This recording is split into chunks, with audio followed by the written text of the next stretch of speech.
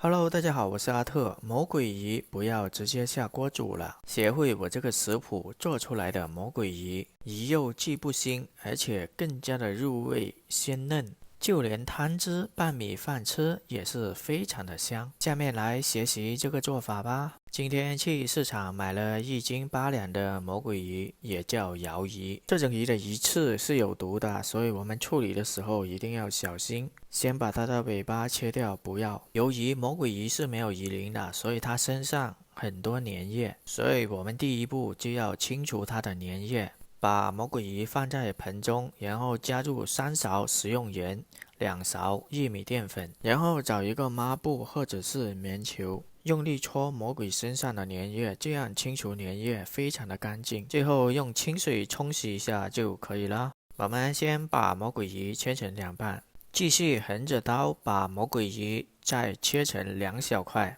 然后再按3-4厘米的距离分别把魔鬼鱼切成小块。全部切好的魔鬼鱼我们放在盆中备用，等一下还要腌制。全部切好的魔鬼鱼我们用清水稍微清洗一下血水。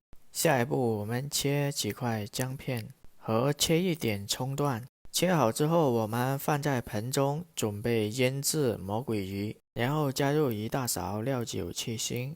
最后我们用手抓拌均匀，腌制20分钟。这个时间我们准备下配料，准备3颗大蒜拍碎，然后把它剁成细细的蒜末，放在碟中备用。这时候我们调个料汁，加入2勺蚝油，1勺生抽，加入一点老抽上色，一点香醋增香，还有1大勺黄豆酱，一点玉米淀粉。最后加入2大勺清水，然后用勺子搅拌均匀，这样调味料就做好了。下一步我们准备1包榨菜，然后加一点清水清洗掉榨菜原来的味道。这时候我们的魔鬼鱼也腌制好了，用清水冲洗干净。现在我们所有的食材都准备好了，下一步我们开始烹饪啦。往锅里加入适当的花生油，然后加入切好的蒜末爆香，炒出大蒜的香味。这时候我们把腌制好的魔鬼鱼倒入锅中，然后快速的翻炒均匀，炒出魔鬼鱼的香味。中途我们可以稍微撒一点盐提鲜，翻炒几下就可以了。我们准备要换砂锅了。首先我们在砂锅底部加入一点花生油，防止粘锅，然后倒入我们刚刚炒的魔鬼鱼，倒入砂锅中。这时候我们把调好的灵魂料汁加入砂锅中，也把爽脆的榨菜加入砂锅中，最后盖上锅盖，开中火焖个5分钟，这样就可以出锅啦。